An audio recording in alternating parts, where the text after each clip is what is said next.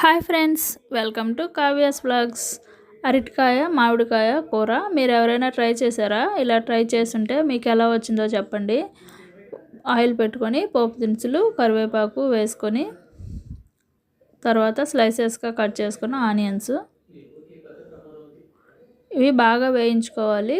Golden కలర్లో వచ్చేలాగా బాగా ఫ్రై చేసుకోవాలి. ఫ్రై ఆనియన్స్ లాగా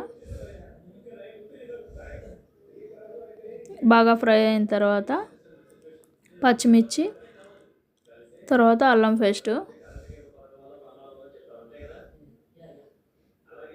రుచికి తగ్గ కారం, ఉప్పు, పసుపు, కొంచెం ధనియాల పొడి వేసి బాగా కలుపుకోవాలి.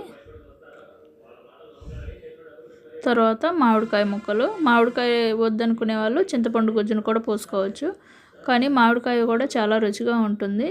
3 గ్లాసులు వాటర్ పోసుకొని, ఈ 3 గ్లాసు వాటర్ నేను 2 అరటికాయలు చేస్తున్నాను. ఇలా బాగా మరిగించిన తర్వాత బాగా మరగాలి. అవన్నీ మరిగిన తర్వాత ఇలా అరటికాయ స్లైసెస్గా కట్ చేసుకొని అందులో వేసుకొని ఈ కూర మొత్తం అరటికాయ వేసిన తర్వాత సిమ్లో పెట్టి ఒక 10-15 నిమిషాల వరకు ఉడికించుకోవాలి. కూర గ్రేవీ టైప్లో చిక్కగా రావాలి. మీరు ఎవరైనా ఇలా ట్రై చేశారా?